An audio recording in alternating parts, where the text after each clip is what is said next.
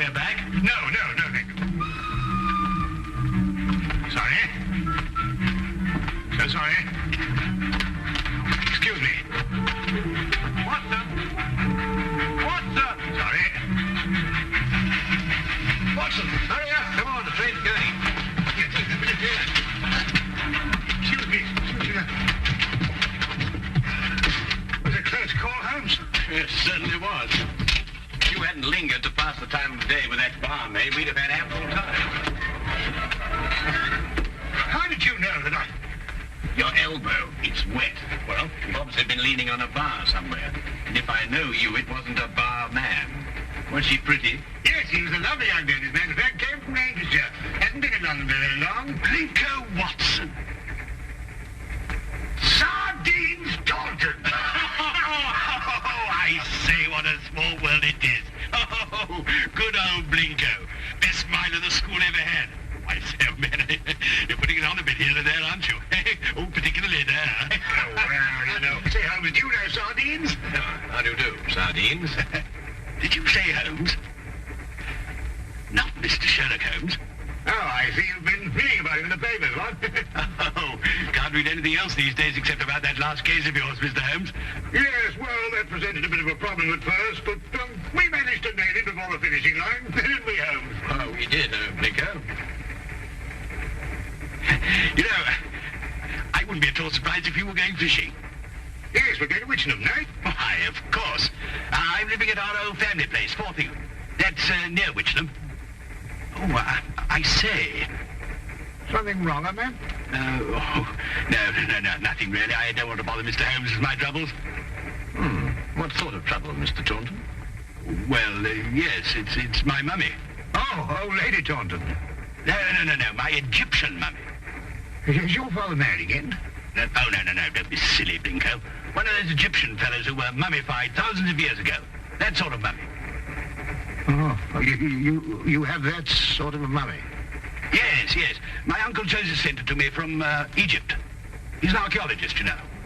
Well, it seems an odd thing to have sent you. Last year he sent me a crate of sand. Sand? Yes, from Sahara. The desert, you know. Just sand? Yes, that's all. Just sand. Arrived one morning like the mummy case. Mummy case? Yes, a chap called Amenhotep. No. Amenhotep. Priest of the 14th dynasty or something. Anyway, that's what Professor Van Tolkien said. Professor Von Tolkien? Yes, he's a colleague of my uncle's. Lives quite nearby. He couldn't fathom what was wrong with the mummy either. Precisely what is wrong with your mummy, Mr. Taunton? It laughs. I beg your pardon? It laughs. Laughs? Quite. How does it laugh? Well, now, we go something like this. No, not really like that. It's much eerier than that. More like this. See, when does it laugh? Oh, practically any time. Well, have you seen it laugh? Me? Oh, good heavens, no. Why don't you give it away? I can't. Nobody wants it. I say, Blinko. No, I'm awfully sorry. We couldn't. Well, look, why don't you burn it or chuck it in the river or something? Oh, well, now, I know this sounds silly, but there's an inscription on it. Something like, who destroys my sleep, destroys himself. Professor Van Tolkien's translated it for me. Yeah, but you don't believe all that rubbish, do you? I mean, Egyptian capers and all that. Well, no, I don't actually believe the curse, Blinker, but I've got to do something. Why, I'm engaged to Rowena Featherstone. You know her? No. Oh, she's a lovely girl. She's got an aunt, regular old battle axe. Well, she keeps after Rowena to break off the engagement. Says a chap who keeps an Egyptian mummy who laughs, well, he can't be very reliable. Yeah, well, I understand that. Yeah. Oh, I say. Would you like to come over to my place and see if you can stop him laughing? Now, look, boy, we were going fishing, you know, and it Might prove interesting, Watson. A mummy that laughs.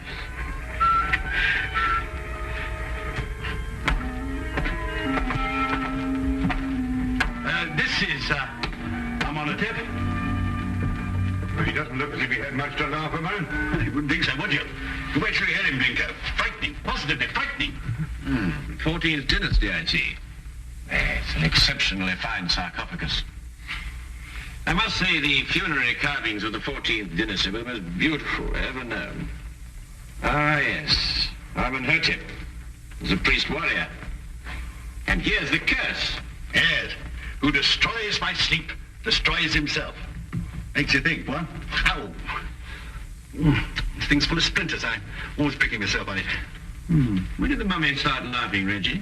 As soon as you received it 6 months ago? No, rather not. First, he was very well behaved. Quiet as a lamb. Then he started in about a month ago. I see. I take it these are the other Egyptian trophies your uncle sent you. Yes, rather. I stick them all in this room here. I call it my Egyptian room. You know, I wouldn't like Uncle Joseph to come back and think I didn't appreciate the gifts he sent me. Pretty touchy about the things they dig up, these archaeological fellas. Yes, quite naturally. Has your uncle been in England recently? Oh, no, not since he's been galloping off east as a young man. Must be at least 40 years, I think.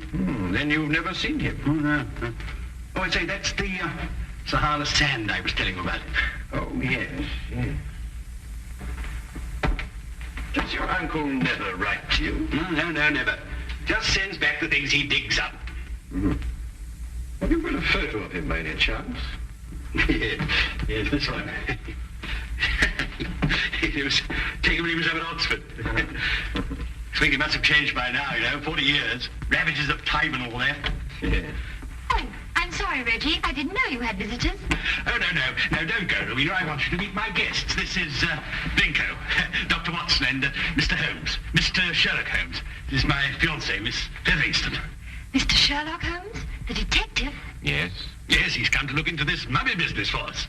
Have you found anything, Mr. Holmes? Why does it laugh? Well, perhaps he tickled himself to death. I keep pleading with Reggie to get rid of it, destroy it, anything. But he's afraid of the curse. Well, I'm the one the curse is going to work on, and you know what they are. Really, Reggie, this is the 19th century. And Aunt Agatha wants to know when we're going to eat. She's famished. Woman's always famished. Please, Reggie, she is my aunt. Well, I suppose I shall have to cook dinner myself. Cook left last night, 4th of the month. Say, Binko, you cook? Reggie, you didn't invite Dr. Watson here to cook. I'll cook. Well, maybe I better do it myself after all. We'll both cook. Come on. How many of us are there? 5? No, 6. I've asked Professor Von Tonkins to dine. I say if you'd like a glass of sherry or a brandy or soda or something, you'll find it all in the cupboard over there. Charming girl. I say, Holmes, let's finish up this matter in short order, eh? I hear the fish round about here actually snapping. I wonder. You wonder what? You find something, Holmes? No, I wonder if Miss Featherington can cook.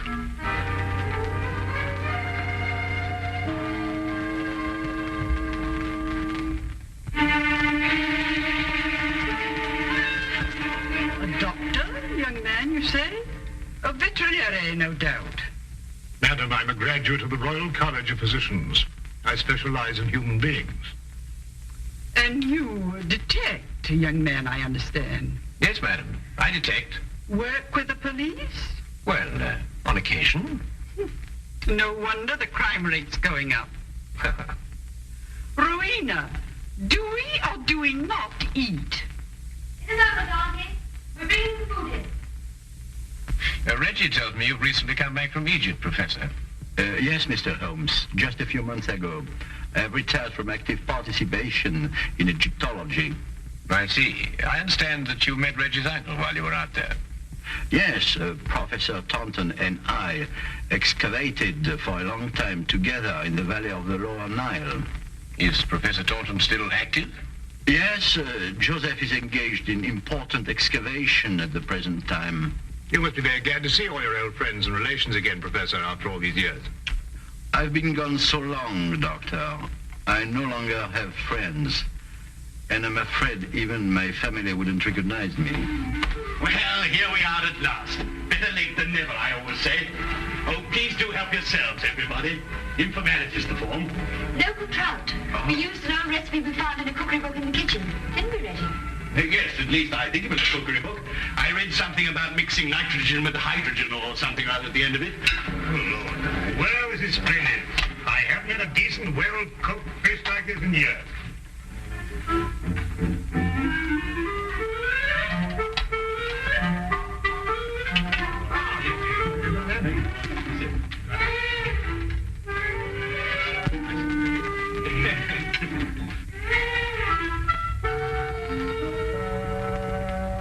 Rubber. Sheer, unchewable rubber. I think it's very edible. What do you think, Holmes? Quite. Who knows? A sauce might have improved it.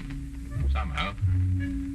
It's quite delicious, Miss Featheringstone. I believe you're accustomed to eating beetles and locusts, which I'm told are considered delicacies in your country.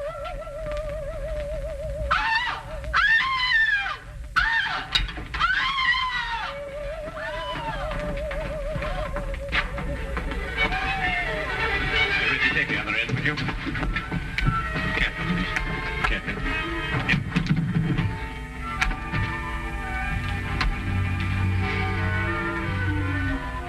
This time we heard it ourselves. Yes, Watson. This time we heard it ourselves.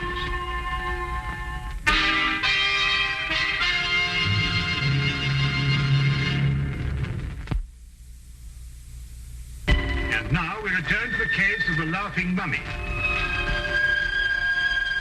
Of all the silly things I've been inveigled into by you, this is the silliest.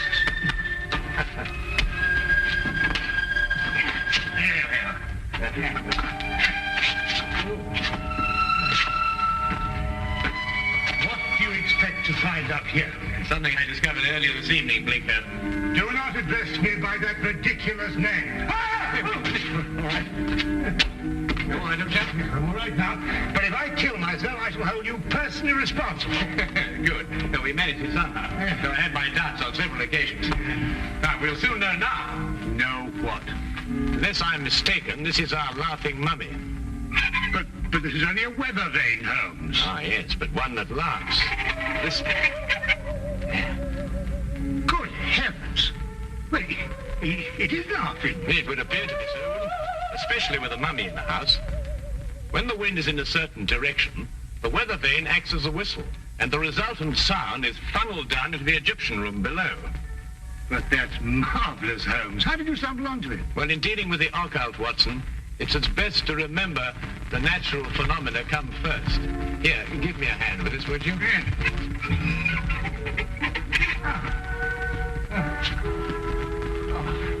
One. Be careful you come down, Holmes.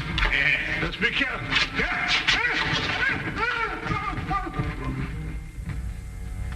Here, Watson, would you hang on to this, please? Watson, are you taking it?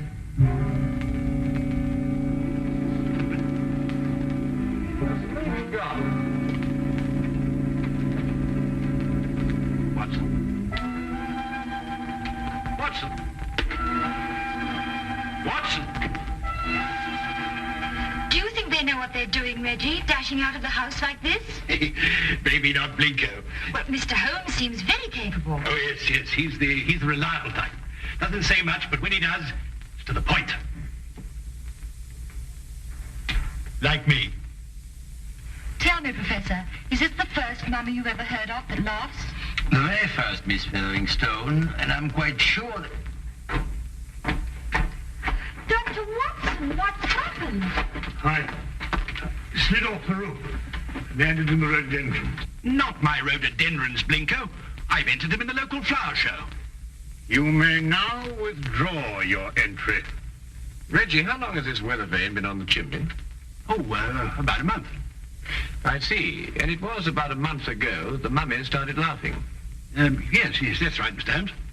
Holmes. It will now stop laughing. It was caused by the wind striking the weather vane, which then blew down the chimney and caused a sound which resembled a laugh. Well. Good heavens above. Mr. Holmes, how terribly clever of you. You found it out all by yourself? I, too, was on the roof, Miss Featheringstone. Oh, I know. I think you're both terribly clever. My compliments, Mr. Holmes. The simplicity of the explanation escaped us all. Though I knew, of course, there was an explanation. Well, now we can all go and finish dinner. We've got something else coming, I think. Lamb, isn't it, Rowena? I think so. Meat of some kind. Good. Oh, Reggie. Yes, Mr. Holmes? Who stuck this on the chimney? Oh, I did. It was lying about the place, so I stuck it up there to keep it out of the way. Oh, I see. Thank you. You know, I believe I'll miss him laughing. Made him human somehow. Almost chummy. Chubby mummy.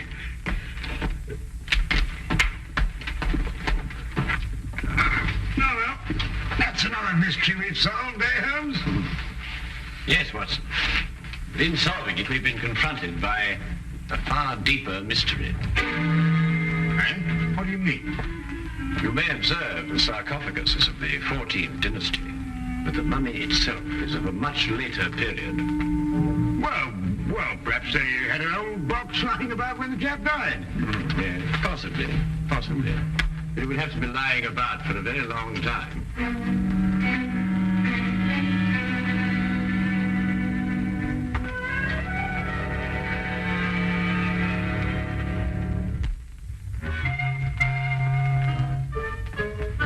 Morning, everybody. Isn't it a lovely morning? It's simply gorgeous. Good morning, Miss Featherington. Yes, it is indeed a lovely...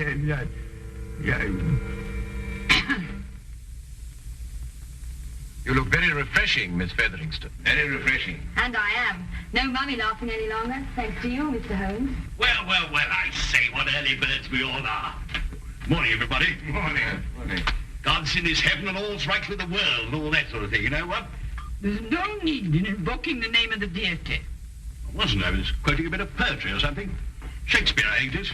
Tennyson, darling. Oh, really? Oh, excellent. Actually, Miss Featherington, I think, if I'm not mistaken, it's a quotation from Robert Browning. Ben Ezra. Pippa passes, Watson. Oh, yes, of course, Pippa passes. I knew it was something like that. Good morning. Oh, good morning, Professor. Have a cup of tea or a baked egg or kipper or something, Edward? No, thank you. I just wanted to return this book. Oh, I say sausages, lovely, thank you. Oh, Professor Von Torkins. Yes, Mr. Holmes? Reggie has a 14th dynasty vase in the Egyptian room, which rather puzzles me. I wonder if I could impose upon you to clarify a point for me? It would be my pleasure, Mr. Holmes.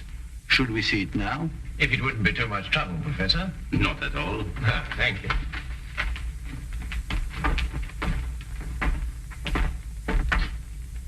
Yes, the composition of the pottery struck me as being rather later than the 14th dynasty, Professor.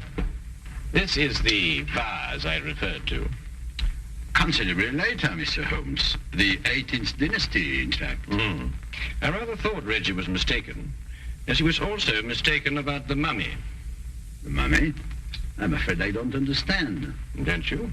I believe it was you who told Reggie that Amenhotep was of the 14th dynasty. It was, Mr. Holmes.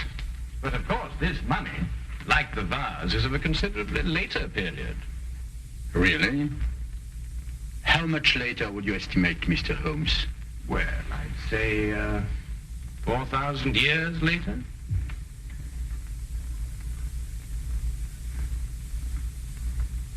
How did you determine that, Mr. Holmes? Well, the sarcophagus is obviously authentic. But the burial wrappings of the mummy itself are of a comparatively modern Egyptian weave. Expertly aged, I admit. I'd hoped the discrepancy wouldn't be noticed. Well, if it hadn't been for the coincidence of the weather vane, I should never have bothered to look at the mummy so closely. What do you propose to do, Mr. Holmes? I'm afraid, Professor, I have no alternative. Holmes, what are you talking about? Professor Von Torkins is, I regret to say, Watson, involved with murder. Murder? Well, who was murdered? Joseph Taunton, Reggie's Uncle Joseph. But how do you know? Where's the body? You are gazing, Watson, at the mummified remains. Oh, no, really. You're right, Mr. Holmes. This is Joseph Taunton. And if I killed him... What do you mean, if you killed him? I don't know. That sounds strange, doesn't it? Joseph Taunton and I were friends. We devoted our lives to excavating the glories of Egypt. And last year we discovered the tomb of Amenhotep. An untouched tomb, Mr. Holmes. Over 4,000 years. Joseph and I were the first human beings to set foot in it since the day it was sealed. Can you imagine what that meant to us? Yes, I can understand that. Joseph was beside himself. He wanted to open the mummy case immediately, but it was wrong, Mr. Holmes. The case had to be opened carefully, delicately. We quarreled. I tried to restrain Joseph physically, but he broke loose from me. He ran to the case and opened it, and then... And then, Professor? And then he staggered and dropped dead. As he opened the sarcophagus? Yes. There were no witnesses to what had happened, Mr. Holmes. But in our struggle, Joseph had suffered bruises. I knew what the police would believe. And so you removed the mummy of Amenhotep and substituted the body of Joseph Taunton instead? It was the only way I could get the body out of the tomb. Mr. Holmes, I didn't mean to kill Joseph. It was his heart. He always had a weak heart. You say he staggered, Professor. What did he do as he staggered? He grasped his throat as if he were choking. Watson, would you oblige me by removing the cover of the sarcophagus? Yes, of course.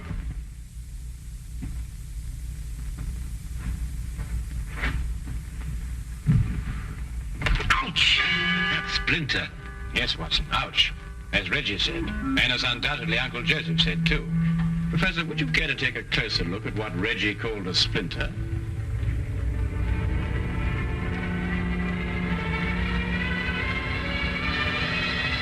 What? It's a hollow needle that would pierce the skin of anyone who touched it. But I don't understand. The curse of Amenhotep. And a hollow needle that contained the venom of an asp.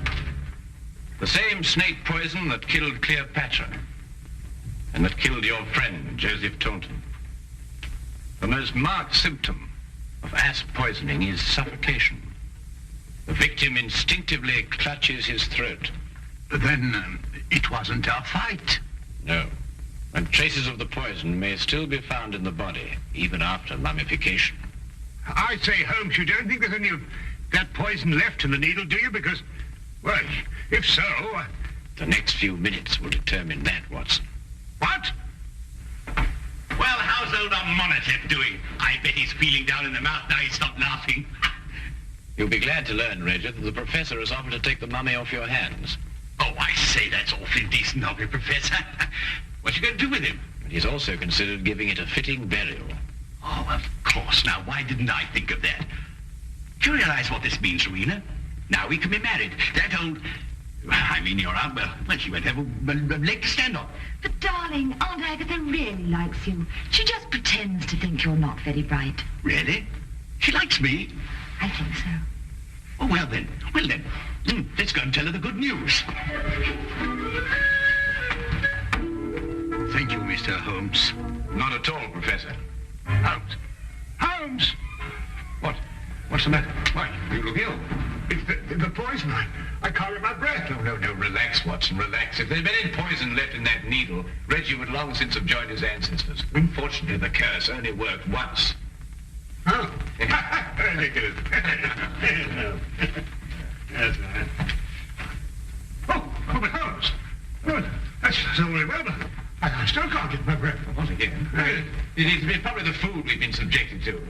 Yes, I myself would prefer some of that fish that you insist on pursuing up and down the waterways of England with such wild abandon. Yes, of course. Curse. Utter nonsense.